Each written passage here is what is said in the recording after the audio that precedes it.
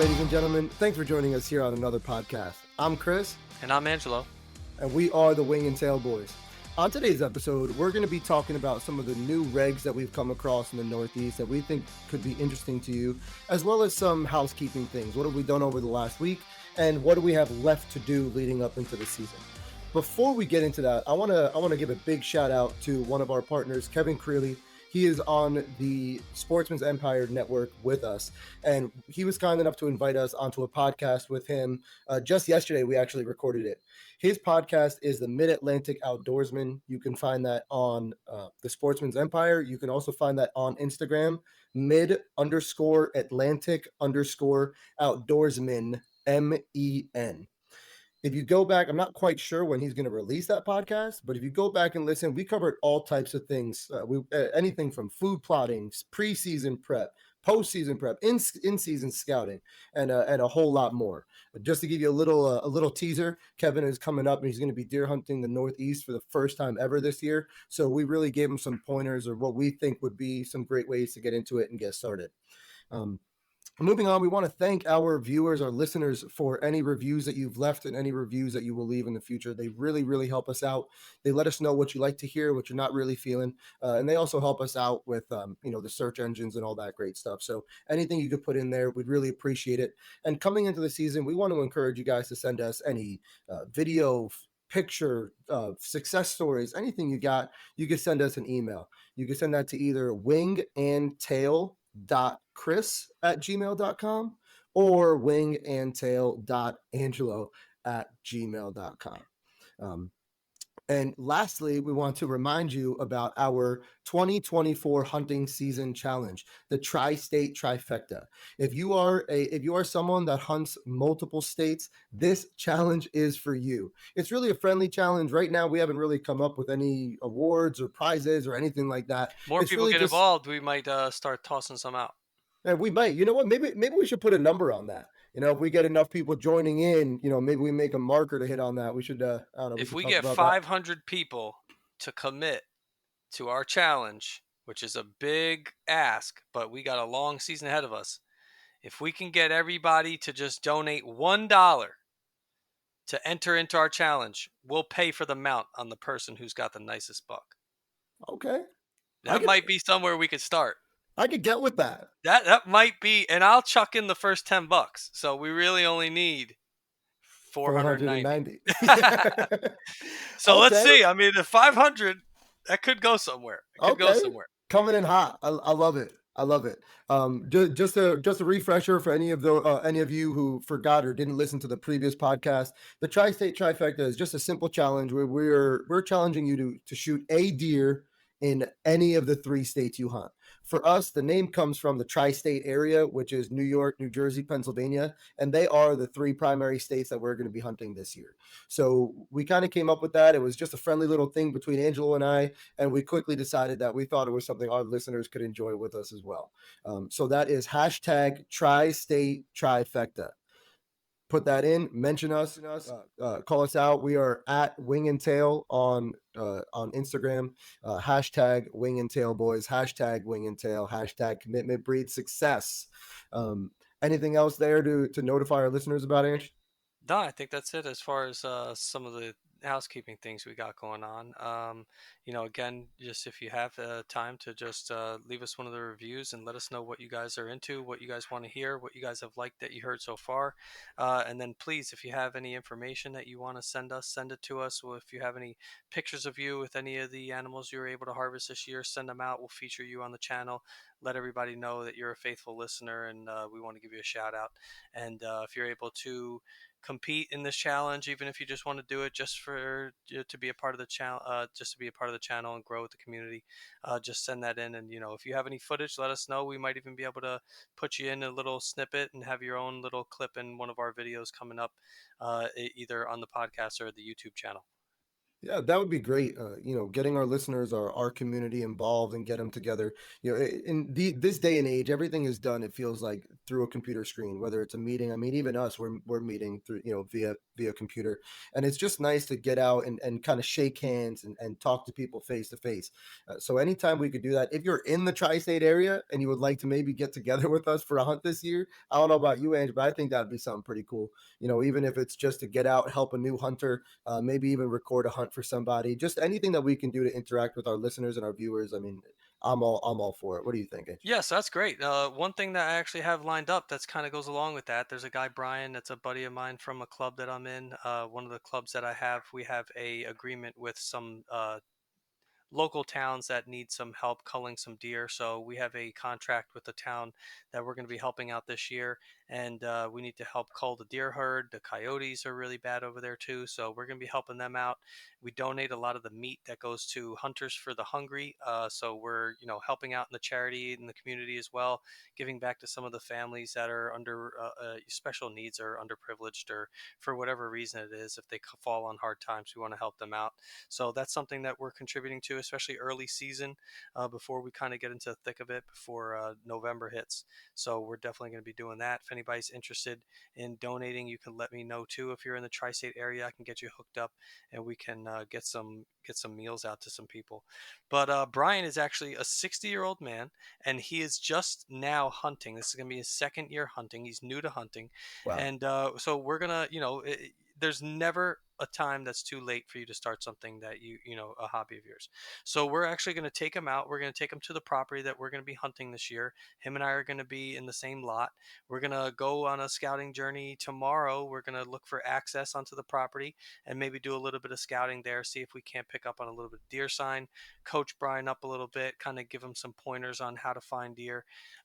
Right now he's kind of just limited to, he went and picked up a trail camera for himself, put out a couple things to try to attract deer to his camera, and he's kind of taking a little bit of an inventory of what's near him. So we're going to give him a little bit more experience, kind of coach him up a little bit, see if we can't get him to step a little bit further into the woods to kind of get a little bit better deer quality, and he can help out not only himself, but he can help out the community, and we can keep doing stuff like that. So that's what I've got coming up in the immediate future. um, Also on the YouTube front, I've got a couple of videos planned. I've got a DIY target assembly video that I have. It's going to be a target build, something that's pretty low cost, something I think people might be able to get their hands on and be able to shoot out in their backyard or whatever it is. You could shoot just about anything into it, and it's going to be durable. It's going to last a pretty long time. You don't have to break the bank doing that. What else Keep you an eye got out for that. coming up? Yeah, yeah, keep an Um, eye out for that. coming up, I'm in a little bit of a tight spot this year, and to be honest with you, it's something that just about every podcast about filming has warned me about, and I thought I was good enough, and I wasn't. Unfortunately, my camera is finally outperforming my computer. I'm a Mac guy through and through. Love them. They work great when they work, but they age out at a certain time. The MacBook Pro that I'm using is a 2014 or 2013 model, if I'm not mistaken. So it is just about at the end of its life. And about a month ago, pretty much the last video I posted on YouTube, this computer stopped really being able to handle the entire editing process. So right now I'm in a position where I could do one of three things. I can either recruit Angelo to help me with the editing, which we might be leaning that way. You and I kind of talked about that a little bit. I can choose to reduce the quality of the videos, or I can try to just record the big things, the actual hunts and the b-roll and stuff like that, and maybe put the YouTube channel like that, the how-to videos and stuff like that, on the back burner. I really don't want to. Like I said, my hands are just a little tied as far as those videos are concerned. However, the positive side of it is I got a Micro Four Thirds camera, and for anyone, I'm not a camera guy, so I'm going to do the best I can about kind of describing what it is. A full frame camera, you could just say, has a really big aperture. It's got a really big lens opening. It allows in the most amount of light. What I have is a Micro Four Thirds lens, or a Micro Four Thirds camera, which is a little bit smaller. I have a Lumix GH5. All the reviews and all the people I've talked to said it was a phenomenal recording camera, and it is. It takes great video, but it's not the greatest in low light conditions. And on the positive side, this past weekend, I spent a lot of time watching multiple different videos, going into the camera, figuring out the settings and actually finding something that improves the light quality in low light conditions. Now the trade-off a little bit here is that, it's going to be a little bit more grainy. It's more artificial light than it is natural light, but I'd rather have a little bit of a grainy video and still be able to get that shot in low light conditions than to not be able to get the shot on camera at all. So that's kind of the sticky situation I'm in right now. Like I've said in a couple other podcasts, I just started a new job now. So once I get a couple paychecks coming in, I should be able to square myself up and be able to upgrade that stuff. But other than that, I mean, everything else for the most part is kind of positive. The food plots are coming in okay. They're not the best we've had, they're not the worst we've had, but the deer are hammering them every night now. We have deer on our field, and I really think it's because of the work I did this past weekend. I'm a firm believer, especially on my private property, in once I hit that month until the season starts, I'm really not trying to go into the woods anymore. Summer scouting to me doesn't affect deer. And if I've had deer stare at me as I'm walking by, and they don't move, they don't do anything. So this past week, we're in New York. The season doesn't start until October 1st. And this past weekend, Labor Day weekend, I got out and finally sprayed a product that I've been dying to talk to everybody about, and I just remembered it. So I'm gonna go off on a little tangent here. But the product is called Antler Grow. And if anyone knows the regs in New York right now, because of CWD and because of CWD, they're just not allowing baiting. In the past they did, and now they're not allowing baiting. I was under the impression that it's throughout the entire state. I've heard recently that it's only in certain areas of the state, but that's neither here nor there. The beautiful thing about this Antler Grow product is that it has the same micronutrients that are in like a mineral lick. They're just in liquid form. And the laws recognize food plots separately from mineral sites or baiting sites. So a workaround for anyone in New York or in any other states where you're not allowed to bait or put out mineral, you could use something like the Antler Grow that has all these micronutrients, spray them on the plants, and the deer are getting the same nutrients that they would through through a mineral site, but now they're getting it through these plants that you're spraying.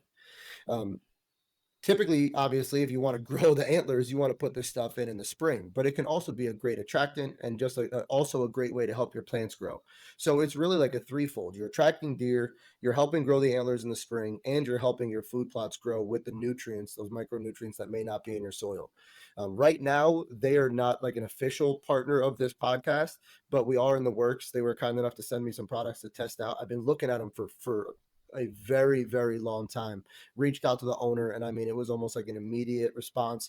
Helped me out with whatever I had, and so far so good. Since I think it was Friday that I sprayed the food plots. Since Sunday morning, it rained pretty much all day Saturday, but since Sunday morning, we have had a bachelor group of 5 or 6 bucks, ranging from a year and a half old to our oldest, what I think is a 5 or 6 year old buck. So I sprayed this stuff. Now the deer are coming in. I mean, one test isn't enough to prove something, but I would say our initial observations are that this stuff is working really great, and I hope it continues into October. Yeah, that's great. I mean, that's a good piece of information, for anyone who's got a little bit of land that they're able to manage. I mean, if you're not able to bait, definitely look into this product. It's not something that, might affect your deer herd. But you might be able to get some deer coming in that maybe you didn't know were in your area, and you can kind of take a little bit better of an inventory. One of the other things too that we were talking about, I know that one of the videos that we had posted in the past couple weeks, we talked about our gear and some of the maintenance that we were doing to our gear, and I know that I don't know if we posted a video that went along with that podcast. It might have just been the audio file. I think that might have even been one of our very first podcasts. We were talking about some Mhm. of the things that we did to our gear. And one of the things that you had mentioned that one time is you had your sticks that you made the aiders. You were going to Yeah. maybe make them shorter. I think you mentioned that you actually pulled that off. One of the things that I really liked that you had shown me was the XOP holsters that you were using that were helping you climb the tree. That was one of the things that I actually implemented. So I don't have the XOP holster with me, but on my sticks here, I have the button that goes with it. So you can see here this little button here. It's got this flat part here that would just sit into the holster on your hip, and it just sits on your side, and you're able to climb the tree with that. This is something that Yeah. I put on here, and I tried climbing my tree, and I'll tell you what, I actually love it. XOP's got a great product in that. I did have to do a little bit of DIYing with it. The screws were just not long enough for my setup. My sticks are a little bit thicker. I think it's made basically just for their sticks, which I think are a little bit thinner. So, I mean, it can be done. There's very easy to go. I just went to Home Depot, spent like, I don't know, $3 on a screw and a nut. So that was something that was working. Another thing is you Three had bucks on a nut, huh? that's it. But you had so your sticks had straps and my sticks have ropes, which I thought was weird when I first got them. But with this cinching system that these, and to be honest with you, I actually don't even know. These are muddy sticks. I Yeah. just go with muddy. I'm guessing that's just a single name. I have to check on that. I can get you guys back. But this little cinching system, I tell you what, I love it. I get up and down the tree, and like you've mentioned, I think we talked about it with Kevin a little bit yesterday. He's a Um, monkey. I'm up in the tree very fast. The only thing is, I was limited in what I could do because I was using unsafe practices to get up in my tree that fast. I wasn't strapped in. I was kind of getting this stuff set up. And, one of the things that I really wanted to focus on is safety. Obviously, I get into my trees when I do hunt in the morning. I'm in there very early and I don't get out of my tree till it's dark. And I don't want to have any accidents when I'm climbing in at a tree. We definitely want to be safe first. So, one of the For other sure. things I saw that you did was you took a string, an elastic string, and you had fastened it to the end of your strap. And you were able to hook it into your steps so that you weren't having them dangle all over. I kind of went a little crazy here. I got these clamps. I got an extra bungee cord that I had laying around. I was able to kind of cut it and make it work. But now, for me, I had these sticks all strapped together, and then I would cinch it down so that I would have them locked together. The only thing is, it was forcing me to have to carry them in my hands all the way to my stand, which having them in one hand and my bow in the other, by the time I get there, my arms were so fatigued, it was really hard for me to even hold the bow up. So I needed to fix that. So now what I can do is because I have this rope situation figured out, I can get two sticks and I get each of them, each bundle of two fastened to either side of my backpack. It works perfect. I can walk in, that weight's now on my back, and I can get to my stand. And then once I'm in my stand, again, that XOP product is real handy. I think there may or may not be some other things, but this is seamless and it's $10 for the kit for two sticks. I usually set up my first stick right on the ground. I don't need it for that. And my second stick, I usually also set it up right from the ground, so I don't need it for that. And right now I'm running a 4-stick setup, so I really only need it on two, and they send you two for $10. In my opinion, you can't beat it if you're saddle hunting. If So you even if you're a mobile hunter where you're just using sticks and a hang on, I really honestly think that if you're climbing up, you want to go up one time, you can really benefit from this product. yeah, now for those listeners who aren't following along on the video, let me just clarify. What Angelo is saying is what before he got this system or these new upgrades, basically, for lack of a better way to put it, what he was doing was stacking his four sticks one on top of the other, and then taking all four ropes and just pretty much wrapping them around the sticks to just hold them in place, and then holding the top stick and walking into the woods with them that Horrible, way. absolutely Um, horrible. and then also to paint a picture for you of what he did with his ropes. For me, what I did was I took an long elastic cord, cut it down to size, tied a loop on one side, a loop on both sides actually, and then tied a knot into the end of my stick rope. That's how I made mine, and I just used that elastic to secure I would have loved my to do string. that. The only thing is the elastic band that you Yeah, had and the elastic band that I found, it was different diameters. And right. this one, because I found that the bungee cord was the same thickness, I was able to get these little clamps here, and they really just clamped it together perfectly. They do not move. I do need to get a little bit of camo tape on that, though. That is not going to stay that Yeah. way before we get into the woods opening day. Black Sharpie, paint over it with black Yeah, I Sharpie. could do that too, but you That's a know what? quick I'd fix rather for get the you. tape on there just in case, God forbid, one of those ropes kind of dangle a little bit and they bang Mm-hmm. into the step or they bang into Mm-hmm. my anything else that's metal. It's let's just nip that in the bud before The it other thing I gets will say is by Angelo using the bungee cord that he's using, he took he kept the hook on the end of the bungee cord, Oh so yeah. that hook can clip into the step. Which the issue I had was my loop was too tight around my step, and I was having a hard time pulling it off. So that's something I'm going to look into fixing. This week going into. Well, we have 9 days left until the season.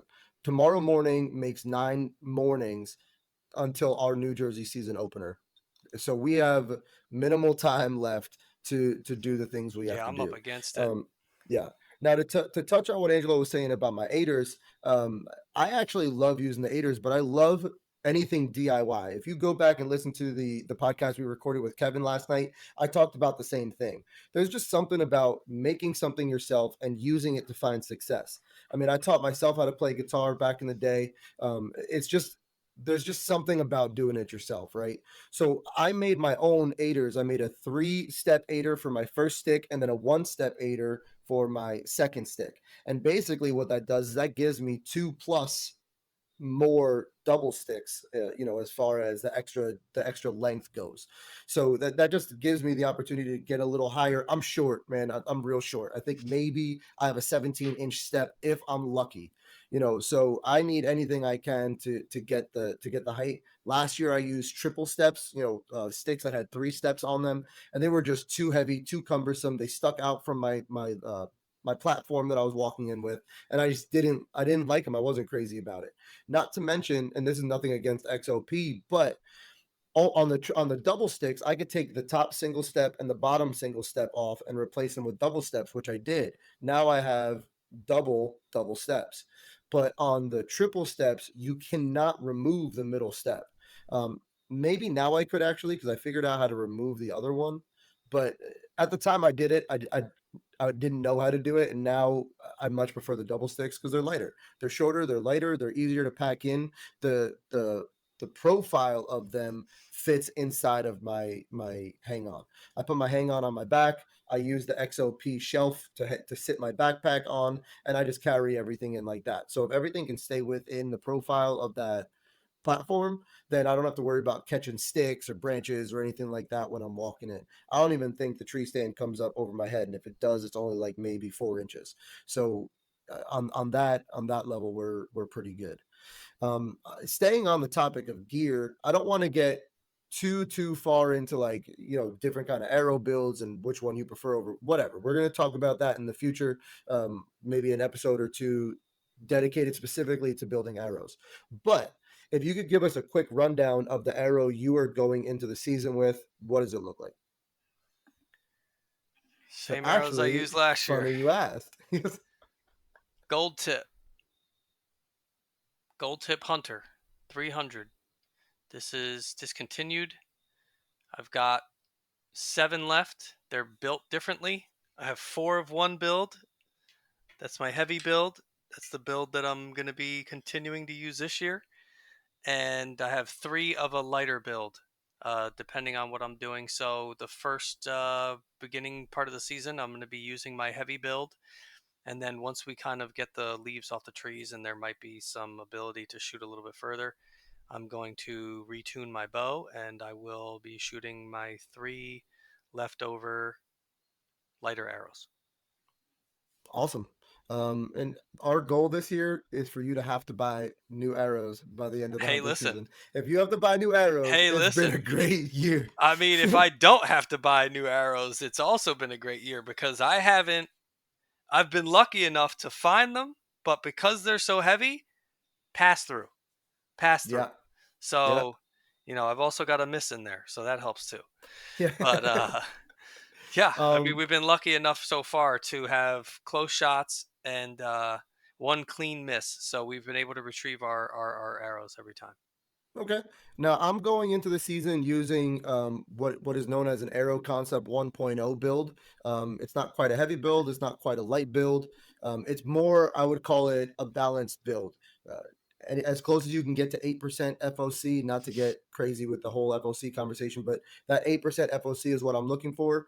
412 grains, light and knock on the back end. And I'm going into the season using a fixed blade, single bevel, three blade broadhead. Like I said, I don't want to get any more specific than that because we're going to have a nice little conversation about that down the road. But that's what I'm going into the season with. Last I clocked it, we were right around 280 feet per second, 280 feet per second on a 410, 415 grain arrow. I mean, that's right in the money sweet spot for me.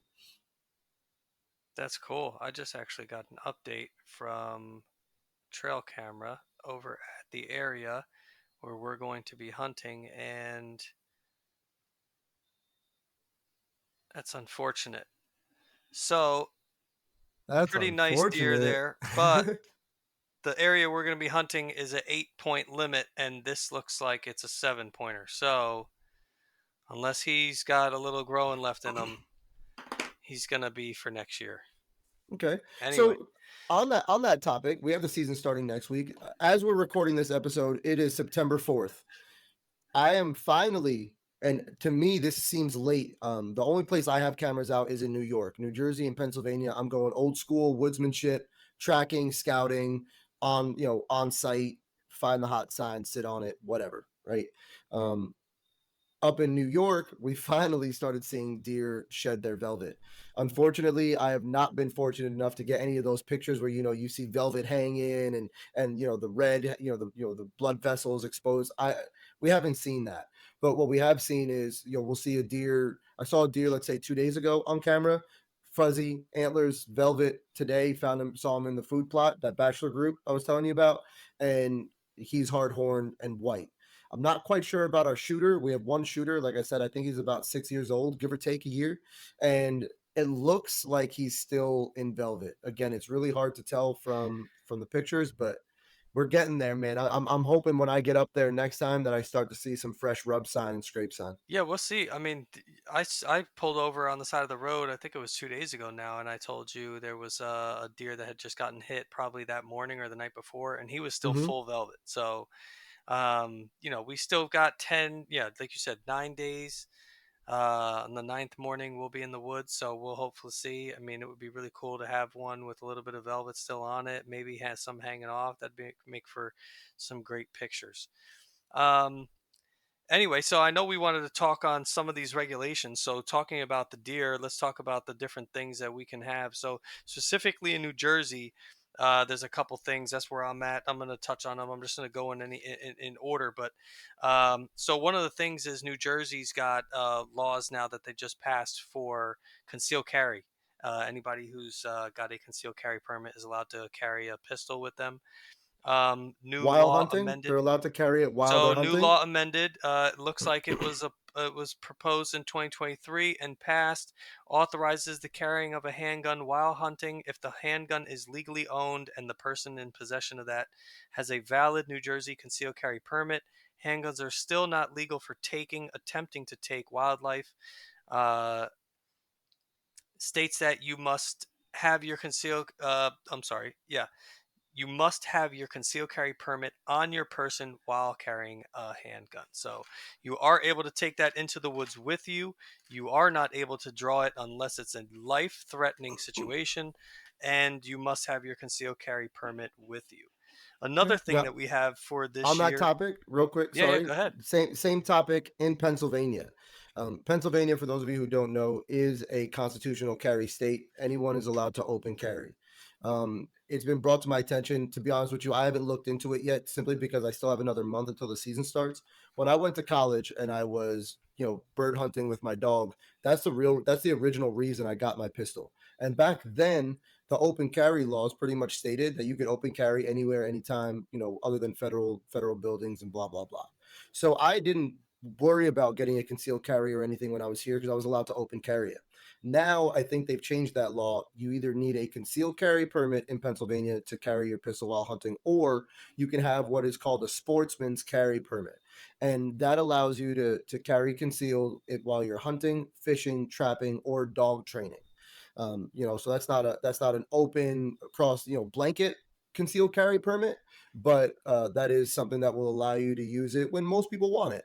I mean, that's personally why I got my pistol in the first place anyway, to use for safety when I was hunting. So for those of you who are maybe like me, that's the only place you want to use it. Just make sure you get yourself that sportsman's carry if you're going to be in Pennsylvania. Yeah, that's good info. I also saw this year, it looks like New Jersey is starting a tagging process, right? So you're going to have a transportation tag. It says here in the book, do not move the deer until you fill out a deer transportation tag, and you must attach this to the deer. In zones where two deer may be taken at a time, each deer must have its own transportation tag with the following information. Obviously, your name, date, harvest date, season information, all that stuff you guys can find in the digest. This is a picture here, if you're able to see in the video, of the transportation tags. You can cut them out. You can find them online on the website. You can print them out for yourself. You must have them with you. You cannot take the deer out of the woods unless you have it on your deer. So you What might need to page of the bring. digest is that on? This is page 29 on the digest. You could find the transportation tag, and it also has a supplemental harvest log. You must keep a log in case anybody ever wants to question you about that. Hmm. Also, here, major changes for the 2024-25 season.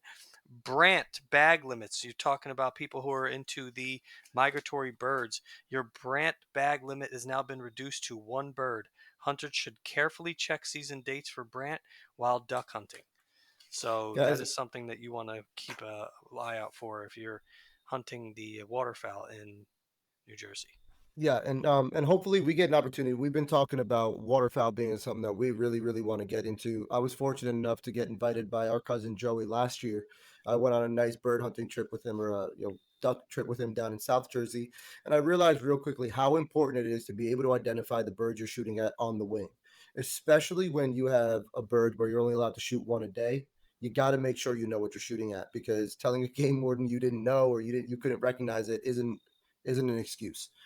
So if you are new to bird hunting or duck hunting, specifically waterfowl, make sure you either do a lot of practice identifying birds before the season starts, or just make sure you go with someone who's knowledgeable, someone maybe who's been doing it a little while, is able to identify birds on the wing, who can help you as you get started. Yeah, and if you're unsure, you're better off not taking the shot. As much as I would like to 100%. say harvest and have Always. fun, we got to make sure that we're following the rules. We don't want to lose our privileges. This is something that we need to make sure that we're able to keep for ourselves, because we provide for ourselves and our families by hunting. And the last thing we want is to lose that privilege over one duck. So we definitely don't want to do that. Yep. Moving forward, Pennsylvania regulations for black bear. The October muzzleloader season will be shortened to 3 days to reduce the harvest rates on female bears, and thereby, hopefully, promoting the stabilization of the bear population. Um, for those people who want bears, I mean, that's a good thing. For the people who are hating the fact that there are so many bears, that might not be something that you're thrilled about, but for hunters, that's what we care about. We care about the ability for these populations to be healthy. We don't just want to decimate them. We want to make sure that they're healthy. That's the whole point of having the fish and game wildlife regulations. We're here to manage these populations, and we definitely don't want to lose out on these populations for future generations. For So sure. just be aware of that. If you weren't aware, now you are, and just make sure that you are following the regulations in your state. Some of these things might already be put in place in your state, so make sure that you're checking the regulations. We're just going over new standout regulations that have been added to the different states in the Northeast. So if you're in the Northeast, you're going to want to stick around New Jersey. You might have to rewind. Something to point out to bear hunting in New York. I don't have the exact dates in front of me. If you have them in front of you, maybe you can add them in here at the Not end. quick enough. But New York opens sometime in September, an early season rifle Oh, season this or weekend. firearm This season weekend. for Yeah, yeah. bear. Bears this Okay, weekend, the 7th. so So it opens this weekend. I think it runs for the 3 weeks of September. So you can go in the woods now and rifle hunt. I'm gonna be honest with you. I have a bear that is on our family property that is probably pushing close to a state limit. This thing's a Gigantic. freaking yeah. I would say he's a horse, but that would be an understatement. The fucking thing's huge. Okay, but being that we're managing the property for deer, the last thing I want to do is go into our property before I can hunt the deer and start shooting off a rifle. The nice thing is in New York, you were allowed one bear on the season, and I'm pretty sure that you're able to shoot it any time of the year. If you are out deer hunting and you are legally deer hunting and you have your bear permit, you can shoot that bear with the bow during bow season, rifle during rifle season, muzzleloader during muzzleloader season, and so on. You get one bear. Now, as far as Jersey is concerned, I think it was last year they had a short archery season for bear, and then The I last, think yeah, so it's 7 days. The first 3 days are archery only, or the first 4 days are archery only, and then the second half of the week you're allowed to use your muzzleloader. okay, so that's nice. That's kind of something that's been on and off in New Jersey over, I would say, what the last decade, 15 years. We get the bear hunt for a couple years, and then we lose the bear hunt for a couple years, and then I think over the last maybe 4 years, give or take, is when they started messing around with the idea of having a bow season for bear and a firearm season for bear. If I'm not mistaken, originally it was only during 6 day shotgun. Is that correct? I couldn't tell you actually right now off the top of my head. Okay. I think if I'm not, and I mean, I'm going back over 10 It's years in New now, to Jersey be honest with you. specifically. It's been a hot topic, a Yeah. sensitive topic. Absolutely. And last year, unfortunately, I'm going to share the story because I think it's important for us to be aware of the good and the bad going on in our industry because hopefully we can continue to do the good and maybe help some people fix the bad. In the town I worked in last year, someone decided that it would be a really great idea to shoot three cubs and a mother bear because they were just hanging around their house and they didn't like it. So they shot them, they left them in the woods, they didn't recover them. Absolutely disgusting. And the game wardens found them. They filed whatever charges they had to, and for a short period of time, I'm pretty sure the season was they said they were going to stop the bear hunt for the year, and then last minute I think they reinstated it. But I mean, just an awful story, guys. I mean, we're here to share the community. The woods are for everybody. The animals are for everybody. We get it. Bears can be intrusive at times, but do your due diligence. If you live in the woods, put your food away, put your garbage away. You know, do what you can to For not your encourage own them to come. cleanliness too. I mean, not just let's it's not just about the bears, right? You don't want to attract the bears, but you don't want to attract any rodents. You don't want to attract Sure, any other unwanted pests. But just for your own cleanliness, let's clean up. It's the same thing like when you're hiking. If you bring it in, take it out. sure. And I guess what I'm getting at is practice ethical habits, do the right thing. You know, don't what like Angelo said, whatever you bring in, take it out. Leave the woods with more than you brought in whenever you can, and just respect the privilege that we have. Because at the end of the day, this isn't a right, and if we take advantage of it, we're going to lose more of the privileges than we gain. So just something to keep in mind as we move forward. Exactly. All right, let's move forward. Let's touch on some more stuff from Pennsylvania. In the wildlife management units 4A, 4D, 5A, an extended firearm season for antlerless deer will be held from January 2nd to January 20th, running uh, concurrently with the final 2 weeks of the flintlock and late archery seasons. Chronic wasting disease is present in these areas, and extended seasons are being offered to help meet the deer harvest goals there. Okay, so that's something that we want to do to try to help out in those areas. If you live in those areas, if you are a hunter in those areas, try to contribute to these extended seasons when you can. Try to help out, get the deer numbers down. If there are going to be people hunting in those areas, you don't want to have that chronic wasting disease get out of hand. We want to try to terminate that when we can. A lot of people, January to January 20th, you're freezing your butt off to go in there and Yeah. hunt an undesirable deer, but it's going to help be for the better good. And Uh, mad respect to those of you going out and hunting with flintlock. I have heard so many horror stories of the powder getting wet, the flint getting wet, the gun not firing. Just for any of you who have had those heartbreaks and keep getting out and hitting the ground with your flintlock, props. yeah, I wouldn't be able to stand for that. I did have a cap not go off on my muzzleloader, so I don't know. Mm, I think we just eh, need to be able to hunt with okay. rifles in New Jersey. Let's Come on. Yeah, Jersey, you Anyway, listening? Rifles. yeah, come on already. But anyway, wild turkey fall season length will be increased in Unit 11 wildlife. I'm sorry, in 11 wildlife management units.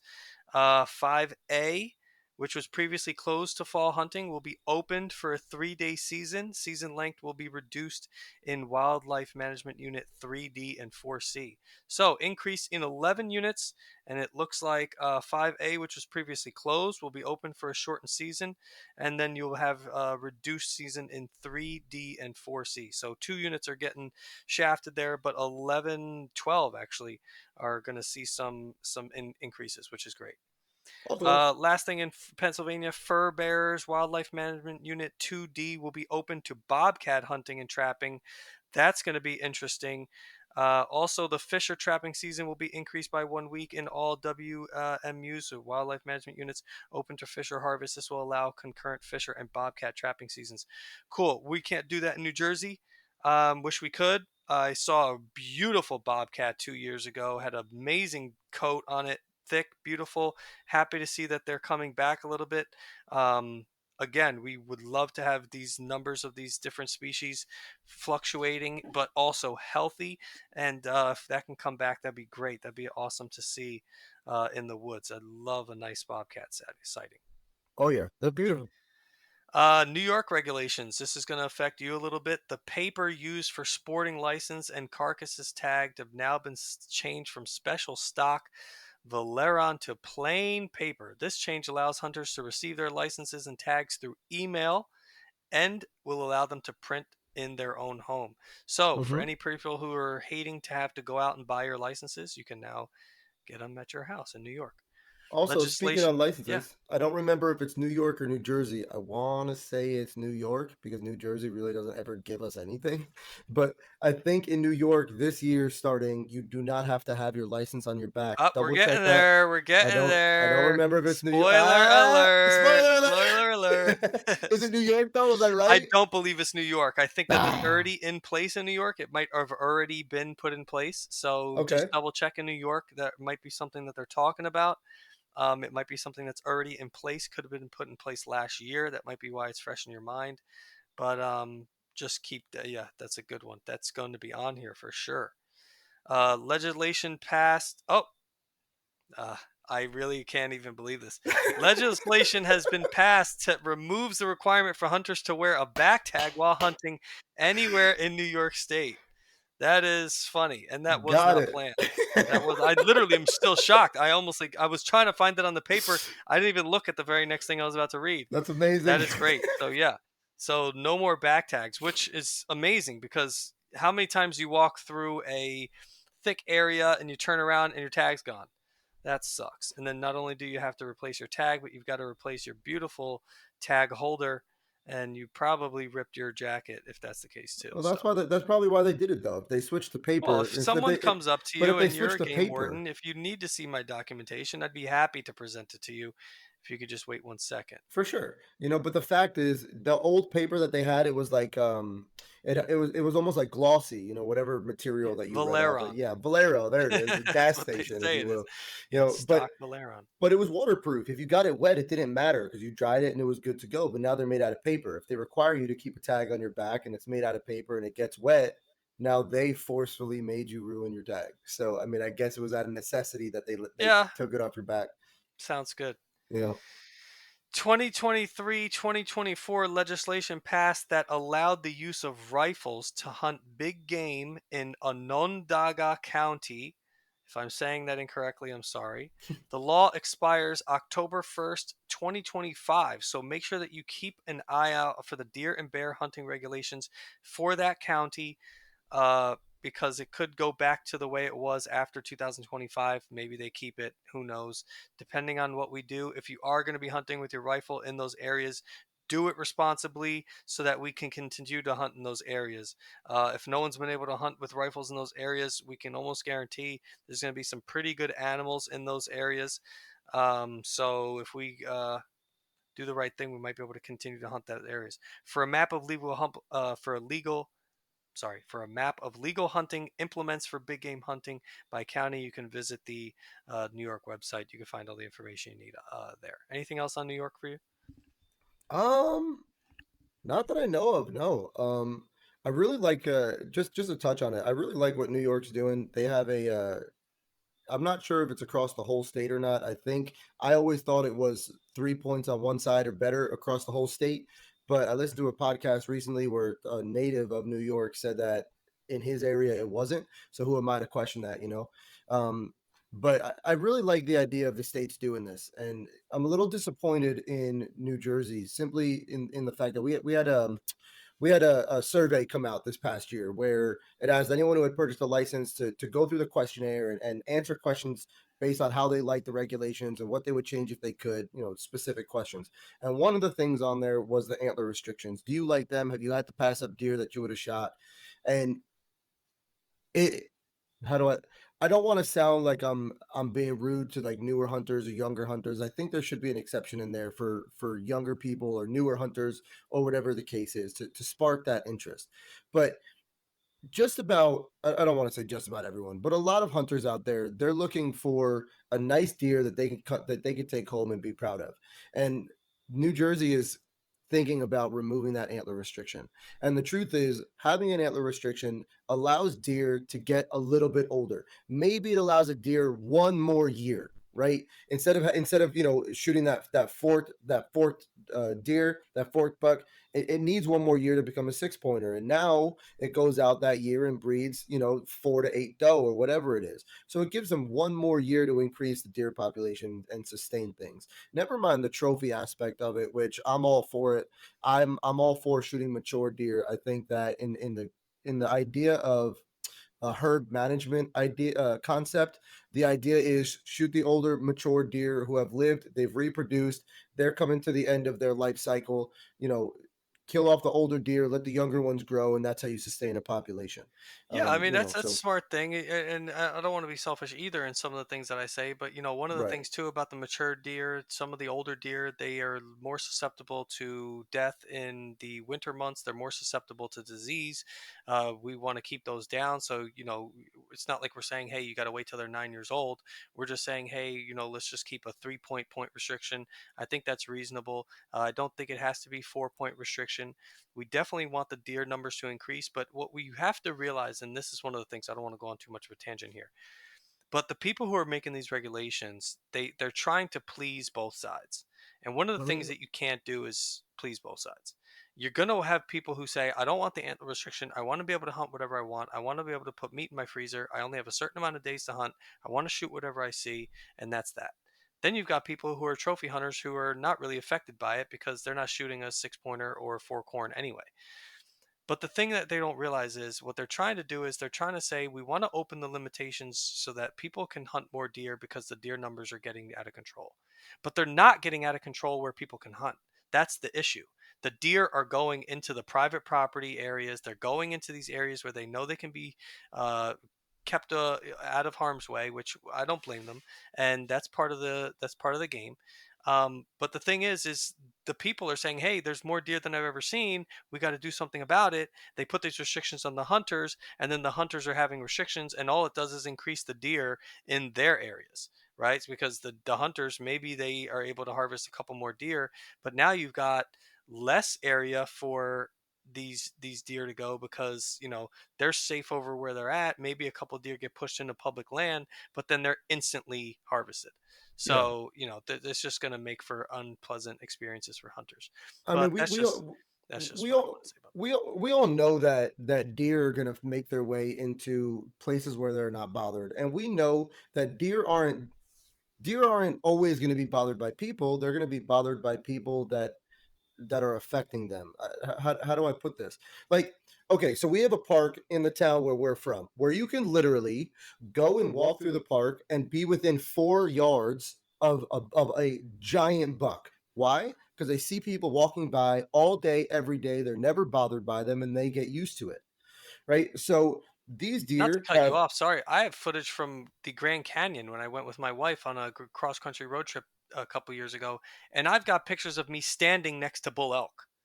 like I could be leaning on their shoulder if I wanted to. I didn't want to touch them. That's a whole nother argument. You don't want to interfere with wildlife, but I mean, I literally could have put my arm on the deer and leaned on it, and just while it was eating, and just did not care. It really is, it's unbelievable. Exactly. I mean, they're eating people's hostas, they're eating people's plants. They have these protected woods where people are allowed to recreate, but they're not allowed to hunt. So, like you're saying, these deer are moving into these places where they're not able to hunt. And never mind being able to hunt, not being able to hunt, whatever. That to me, my argument has always been, and you can call me silly if you want, but my argument has always been no parent should hit a deer taking their kids to school. It shouldn't happen. It shouldn't happen as regularly as it does. So if you're living in a town or an area where there's a high deer population, you don't have enough woods to sustain those deer, and they're literally walking the streets of your town, then there needs to be a compromise. There needs to be something where they open up that forest for a specific weekend, or maybe a span of 3 or 4 weekends where you're only allowed to archery hunt, and they close off the park for those weekends, those weekends in a row, or whatever the case may be. But I mean, our family lives in Fort Lee, and anyone who lives in New Jersey, Fort Lee is right across the water from the Hudson into New York City. Right. And my uncle is seeing deer bigger in Fort Lee than he sees in the woods. Now, I don't know if anyone knows Fort Lee. There isn't an area where there's a cluster bigger than 5 trees in any one place. Where the heck are these deer going? Yeah, I mean, along the Hudson, they do have a small park there that kind of runs down the. I mean, there's a ton of deer in there, but I mean, yeah, you're right. I mean, they're inside the city limits. They're hanging out in small little clusters of trees wherever they can. They're eating people's gardens. They're eating people's stuff. Anyway, we're getting too Sorry, much yeah, on a tangent I there, got but a little yeah, hot I there. mean, yeah, it is what it is. I mean, that's just the truth. So there are some states making some changes. We're trying to highlight some of those changes. Some of them are good. Some of them are bad. We'll talk about it. Yep. One of the other states I have here, Rhode Island regulation, new law bars the use of man made or natural barriers intended to prevent animals from fleeing the confined area of a hunt in Rhode Island. Private lands set up as hunting or shooting preserves or game ranches are included under the law. The legislation also states no species of animal may be imported or captured for use in captive hunting. So it looks like they're taking away deer farms in Rhode Island. I don't High know if that's going to fences. mean they have to take their fences down. But if they do, there's going to be some big boys on the loose. Monsters. There Yup. is going to be in Rhode Island. So if you are able to hunt in some of those pockets, you might find a pretty big deer Unicorn. there. I don't know how that's gonna. I don't know if they're gonna let those deer go into any Boone and Crockett record books if they can find out that they were originally farmed. But that'll be interesting to You keep an know, eye on. you that brings up a good point, and we haven't even talked about this before. That brings up a pretty big ethical question, right? Because let's say you go hunting, you go to Rhode Island, and let's just say you don't know about this regulation, and you're just out in the woods hunting, and all of a sudden, this big You should this always be up to date on your state's regulations, by the way, for the listeners, right, just to say. but yeah, yeah, hundred But this percent, is a hypothetical situation. yeah. There's a hypothetical Our situation. listeners are always up to date on their regulations. Yeah, yeah. But like this is something like how do I even put it? Like this is such like a specific thing. Like if you're not a rancher or a deer farm owner, this isn't like a regulation that's going to jump out to you. Is basically what I'm getting Oh, of at. You know what course. I mean? But anyway, if you're in the woods, Rhode Island, you're hunting, you didn't know about this, and all of a sudden you see this slammer non-typical come out, right? You're innocent. You're an innocent hunter that didn't know any better. You shoot this animal, and because it was released from a place you didn't know about it, you know what I mean? So I get it. It's not fair to the other hunters who hunted real wild animals, but at the same rate, it's not that hunter's fault that a deer that was raised came to I'll him. tell you what. I'll tell you what. I have my deer inside. It's a non-typical deer. It's got somewhere between 17 and 21 points. It's pretty gnarly. It's got some pretty jacked up stuff going on. It's got a double Great main beam, doesn't story. it? Great story. My father hunted it a couple years in the past. Had shot it with the muzzleloader, injured it. A lot of times when the deer's injured, that's why they grow the funky uh, tines. It was not entered into the New Jersey non-typical Hall of Fame, I guess you can call it. I don't know what they call The those things. record book, yeah. Record books. Yep. Because it did not have even so. This is the weirdest thing. It's the stupidest thing in the world. I'm so annoyed, but it really doesn't bother me. Um, Even you though it it doesn't still bother has to be me. typical. it's so the non-typical stores based off of how they're really just looking for stickers, right? In order for you to score a huge non-typical score, what they really want is like a mainframe 10 or 12 or whatever, 14 pointer, 16 pointer, and then they want like a couple stickers coming off or a drop tine. That's what they want. It's BS in my opinion. You want to talk about a funky looking non-typical deer and you want to talk about has mass and size, you got to find a way to score them better. I'm not even saying for my benefit. I don't even care. It's years in the past, but you've got to find a way to better score. It's just got to be total mass. I mean, have a different category for the real freaky guys out there. Anyway, moving on. Vermont regulations, and this is no specific order. I'm just going with kind of the shortest ones first, and then we'll hit these last ones. No more than 4 deer per year. Only one may be a legal buck. Youth and novice hunters can take 2 legal bucks. Oh, to be young again. You see what I'm Provided saying though? one, I mean, That's what I'm provided talking one is about. taken in the youth season. So it's not like you Okay, just, you know what okay, I mean? So it's like you have your youth season, you can shoot a right, buck, and then you're participating in the regular season, you get an additional buck. They're right. trying What I to was getting, incentivize the new hunters. I like it. yeah, what I was getting at was what I was saying earlier. How Jersey should keep an antler restriction, but have an exception for novice hunters or youth hunters. That is what they're doing. You That said was that was Vermont, Vermont. right? You know, Yes, Vermont. I love that. Give them one little extra little I mean, it carrot. Give sucks them though because another it reason to looks get like out they're there. limiting how many deer people are able to shoot. So as much as it's nice to have that, it's not like everyone was able to shoot one and now they're just adding for the kids. It looks like they're limiting it, and I'd have to double check. And I'm mad that I didn't. No more Now, than 4 deer per year sounds like to me that they're limiting. yeah, So it no, sounds like they're shutting that down. I will say this. Now, some states are definitely better at this, but your bag limits are meant to be, and if I'm not mistaken, most states do it this way. Your bag limits are set based on how many hunters you have and how many and what the deer population looks like. What I hope that a lot of hunters already know, but I'll go ahead and share it anyway, is that the whole purpose that we're allowed to hunt any animal, whether it is small game, big game, whatever the case is, because they're overpopulated. And it we are out there hunting. Yes, we're providing for our family. Yes, some of us go out there to trophy hunt. Yes, it's an adrenaline rush. It's a sport for us. All of those things are true and valid reasons to be a hunter. But the main purpose of hunting, and we cannot lose sight of this, is meant for population control. The only reason we're out there is for population control. So, in a state like Vermont, where maybe they're starting to limit the number of deer, the total number of deer that people are allowed to shoot, I would venture to guess that it's because the population is starting to drop slightly, and they want to get ahead of it before they end up with a population crisis. Yeah. I don't know any specifics. I'm just pointing out that the states do change the bag limits based on the deer population and the number of hunters out there. Yeah, so again in Vermont, a person shall not intentionally or knowingly kill a covered wild animal and intentionally or knowingly fail to make a reasonable effort to retrieve it. Covered wild animals include moose, deer, bear, turkey, gray squirrels, snowshoe hare, cottontail rabbits, game birds, crows, fur bearers. The covered wild animal must be processed as food or fur, hide, or feathers. I'm hoping they're not excluding meat if you're just a fur hunter. I would hope that the person who is hunting or trapping for fur is also using the meat. I'm not going to judge anyone though for uh, what their tactics are, but that's just speaking from what I feel. Yeah. Uh, Oh, speaking or of if they're bear, I used for could. taxidermy. Sorry. So in that wording, technically, what it sounds like is you're not allowed to knowingly kill an animal unless you have the intentions to use the fur, use the feathers, use it the hide, or use it for taxidermy. So to be honest, it almost sounds like you can kind of skirt it. You can just kill a deer if you're trophy hunting, and you don't have to use the meat as long as you're going to have it taxidermied. Right. Not With really this. crazy about that.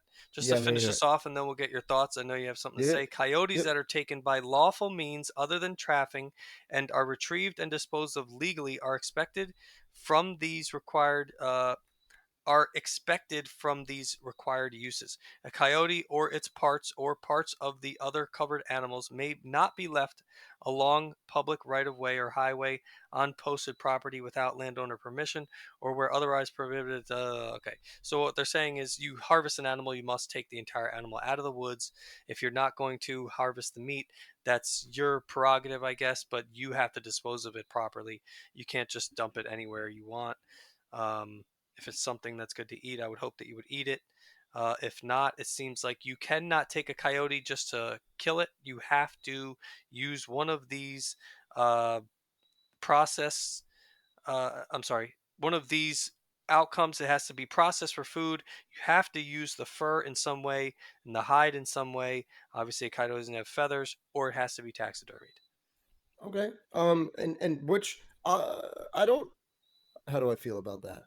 I like the idea that you can't just kill something just to kill it. I I mean, don't yeah, that's think basically what we're they're not. coming down to. We're, They're trying to we're eliminate people just either killing animals for sport, killing animals for trophies and leaving the meat in the woods, or, killing animals that might be getting into your trash. yeah. Now I'm okay with that. We're I don't want to promote the idea of we're killers. I mean, yeah, we go out, we harvest animals, but I don't know about you, Ange. Every single animal I've ever shot at, maybe with the exception of pheasant, because it happens so quickly, but every single deer I've shot at, I've had a split moment where I recognize the fact that this animal is alive. I'm about to take its life, and I owe it every ounce of everything I have to make the best shot I can and harvest that animal in the most humane way possible. There's always that split moment before the shot where that goes through my head, whether that's when they're walking in before I grab my bow or in the moment of the shot before I draw back. There's always that split moment. So, just keep that in mind. Yeah, I mean, it Um, comes down for respect to the animal, respect for the sport, respect for your hobby, right? You want to be doing it the right way. You want to give it all you're not just going to go out and do anything half-assed. This is one thing that you definitely don't want to do, especially when you're talking about using weapons, having firearms. You want to be safe and all those things. You just don't want to be out there reckless. There are people who kind of flirt with those lines, but I think we all kind of lean towards hunters, respect these animals probably just as much, if not more, than anyone else out there. So we just want to do the right thing. Speaking of which, a little insight into some of the things I have planned this year. I'm hoping to harvest a animal, and we're going to be doing a docu series on harvesting the hide. We're going to be tanning the hide. We're going to be fleshing the hide. We're going to be using the buckskin or the doe skin. Who knows? You wouldn't be able to tell. I'm going to put it up on the wall, maybe get something going on here. We're going to try to use just about everything that we have. We're going to try to use some of the stuff. For me going forward, I don't know unless I shoot a real giant. I think Euromount's going to be the way to go. Last year, I kind of got a couple pointers on how to do it. This year, if we shoot anything that we're willing to display, I think that we're going to try to do it ourselves. So just, yeah, another incentive to try to use everything that you have from the deer. Um, and, that's that. that would A couple be. other things too. Sorry to cut you off, just because Yeah, I you're good. thought of Yeah, it real yeah, quick. yeah. Yeah. One of the things that we're going to do this year too is we're going to try to harvest a doe. Obviously, we're going to be hunting in this property that's got a large deer number, so we're hoping that we can get some deer on the ground early. We're going to be using some old school tactics. I don't want to give it away here, but we're going to be using some old school tactics, using some of the deer to go out and incentivize other deer. So we're going to be, okay, I'll give it a little bit away. We're going to be doing some scrapes, mock scrapes. We're going to be creating them, but we're going to be using a little sample from the bladder from maybe a doe or a buck that we harvest. And we're going to be using the hoof to try to use the scrape and see how that works. And in a different location, we're going to be doing a mock scrape and see if anyone, we're going to put some cameras on there and see if we can do a little comparison. And then there's a Comparison. couple other tricks. That's the one I would give away. There's a couple other tricks that we're going to use this season. So keep tuned in to kind of get some of that information for yourself. It's really important, just to touch on that topic. You guys got to look into the regulations for whatever state you hunt and make sure that it's legal to use natural scents. Okay, like New York, for example, you are not allowed to use anything natural. It's got to be synthetic.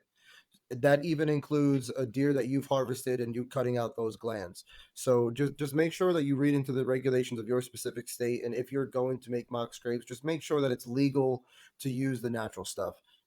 moving Yeah, forward. sounds good. But I love that idea. I love the idea of Yeah, we're gonna comparing. be I doing love a the lot of yeah, little that's series great. like that. We're gonna try to do some stuff, for the younger, for the newer hunters, younger hunters. We're gonna be doing, how to skin, how to butcher, how to do all that stuff. We'll get it all out there, Yep. and that'll be cool. Maine regular. Actually, you know what? Let's do Massachusetts. Let's not get all the way to the top. Massachusetts regulations: archery season for deer and wild turkey season would now be open 2 weeks earlier in wildlife management zones 1 and 9. This will now align with the starting date of the archery season in zones 10 through 14. So it seems like they were holding off on people being able to get into the woods in zones 1 through 9. You will now be able to start hunting with the other zones. I'm assuming here there's 14 zones in Massachusetts. I could be wrong, but at least 1 through 14 will be opening at the same time now. The archery season typically begins around the first week of October and ends the Saturday after Thanksgiving. So there you go. If you're in Massachusetts and you're in zones 1 through 9, you can join the rest of everyone else hunting in October. Massachusetts is now part of the Interstate Wildlife Violators Compact, the IWVC for short, meaning if a hunter's license is suspended in another state, you are not able to hunt in Massachusetts and will also be suspended in their state. So if you were doing that in the past, sheesh, I'm you okay are with out of that. luck. I'm I okay mean, with hey, that. listen, if you did something that you shouldn't have, you should pay the price, right? That's what I'm saying. Like we touched on earlier. It's we gotta work together. We gotta keep giving ourselves a good name. We gotta show. Honestly, we don't need to do anything for the hunting community. I think for the most part, the majority of the hunting community knows what they're doing and they're doing it right. We have to show the non-hunting community that we aren't just out there willy nilly, wild wild west doing our thing. You know what I mean? So, kudos to Massachusetts for stepping Yeah, up on that kudos to one. Massachusetts. I will say that if you are in a tough spot and you're having trouble providing for your family and you're suspended in a state, I'm assuming you can visit the IWVC Interstate Wildlife Violators Compact and see which states will allow you to hunt there. I don't want to give you the ability to, but if you need help and you can't put food on the table for your family and you need to do that. Also, you can message me privately. The emails left earlier in the episode. If you need help, reach out. We'll try to see what we can do. We donate food to people in need. If you need some, we'll try to help you out. Yeah. Two new species that have been added to the youth catch and release category of the Sport Fishing Award Program: the fall fish and the white sucker. Don't know much about it. If that's something you're into, two new species have been added to the youth catch and release category. That's White good. The white more they sucker, can eh? catch, the more they can. I mean, hey, listen, I'm guessing that they were able to be kept and now they're Right. on the catch and release. Catch and So now that release, I'm yeah. kind of letting that marinate, sounds like you're kind of getting shafted there. But whatever, at least you caught it. You had some fun. Yep. The program runs all year and awards youth anglers with a bronze pin if the fish they catch meets the minimum weight or the length required, and a gold pin if they catch the largest or the longest fish for that species. So they are willing to do something special for you because you had to release it. It sounds like they're not giving participation trophies to anybody. There is going to be a bronze and a gold. So try to get out there, try to get the longest fish, get yourself a gold pin. That will be a collector's item at some point. I am sure of it. Love it. After 2 years of success, the Share the Harvest program will continue in 2024 for Massachusetts hunters interested in donating venison to help combat food insecurities in their community. Hunters can donate a portion of their harvest or an entire deer. If a hunter donates a full deer, they pay the processing fees. So anybody who was looking to hunt in Massachusetts with a suspended license, it looks like you can also go straight to the state and they have things that are out there for your benefit. That is great news. Get Love in that. contact with them. They're a little bit closer. They could probably help you a little bit better than I can. That's awesome. And The Jersey, I don't know if you touched on it, Andrew. I know you touched on donating food. I don't remember if you mentioned the actual organization name, so I'm just going to plug Yeah, it it was real Hunters quick. for Hungry, I think is what I did mention. Hunters helping the hungry, Yeah, yeah. And if any of you are located in New Jersey, southern New Jersey, the Black Knight Bowbenders, they're out of I think it's Jackson, New Jersey. There's a gentleman there by the name of Bud. We interviewed him in the past. Unfortunately, that interview kind of got jacked up, so we weren't able to post it. However, he was one of the founding members of Hunters Helping the Hungry back in the 90s. It was an awesome program, an awesome system. They're really just trying yeah, to we'll help have to get them people, on again. absolutely, really, really be great. But yeah, All right, let's we're running a little long. It's Yeah, getting long-winded, so let's wrap this up here. The yeah, yeah. program in 2023 was very successful. More than 750 pounds of venison was donated in just the first half of the hunting season, able to make more for 3,000 meals for people in the Massachusetts area, which is phenomenal to hear. Maine, you are last but not least. Deer baiting is forbidden from June 1st to December 15th. Wow, So if you were baiting, you are not able to bait anymore from June to December 15th. So wow, if it's you were really trying to get long. them conditioned in this off season, you are no longer able to do that, and you are not able to do that until the winter. And this actually touches on something. Not to get off, I know I just said let's hurry this up, but one of the things that I was talking, I think we mentioned it with Kevin. I know I mentioned it with Brian. We're going to talk about it maybe tomorrow in the video that we're doing in the new area. We're able to bait in the area where we're hunting in these inside city limits. It's going to give us a edge up to try to harvest some deer to get the numbers down in this area where it's a problem. The area surrounding the public is not allowed to bait, so there are special situations where you can, but there are times where people are putting bait out. Most of the time, it's going to be carbohydrates. A lot of times, it's corn. And there are parts of the season where deer will eat the corn, but to their own detriment. You can injure the deer's stomach lining by providing them with food that is not normally accessible to them at that time of the year. Right now, they're eating a lot of very light woody browse, but mostly broadleaf, green leaf vegetation.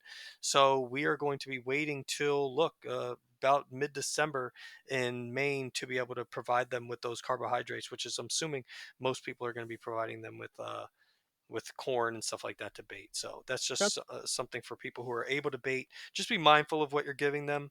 You could, and you're also, if you're dumping it in piles, this can help spread chronic wasting disease, where deer are going to these bait pits and they're swapping saliva, and it's a real big issue. So make sure you're doing it responsibly.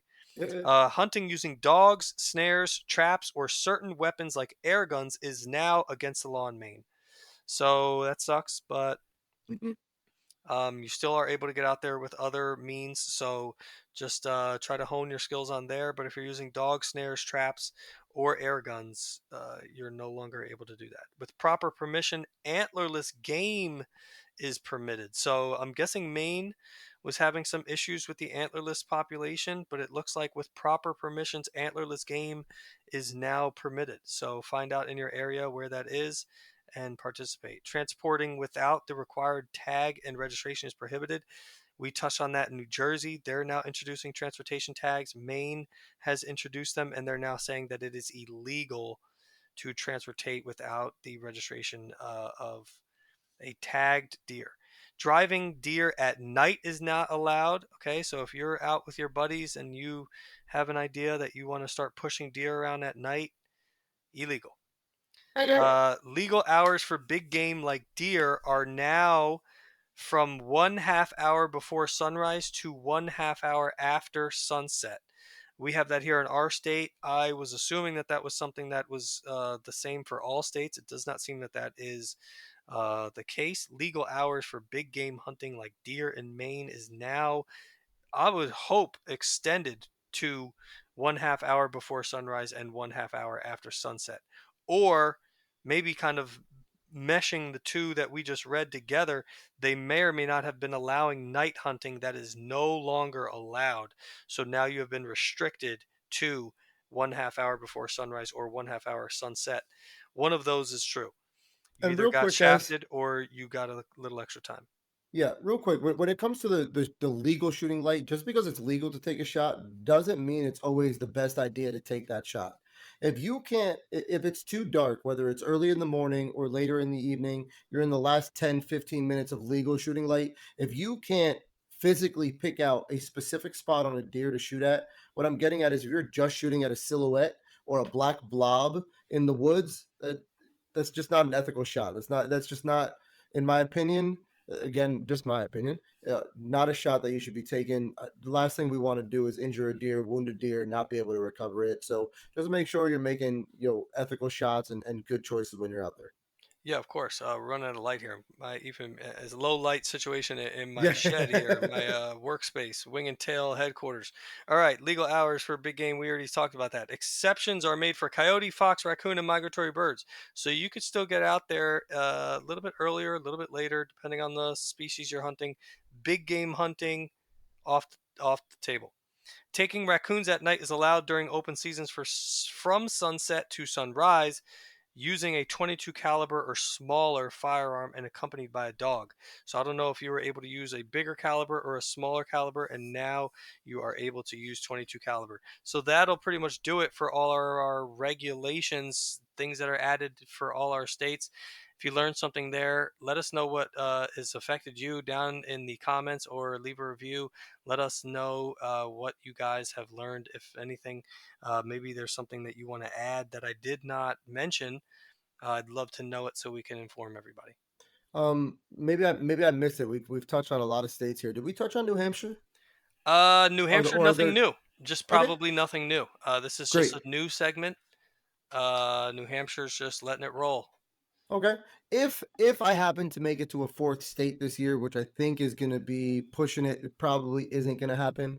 But if I do, New Hampshire would be the state I'm going to go to. I lived there for a couple years. I got some friends that live out there. They've been hunting the last, for a while. They got some spots picked out. So if I happen to be lucky enough, fortunate enough, God willing, that I'm able to limit out or at least shoot a few deer early in the tri-state, New Hampshire is that extra state that I'm going to be going to.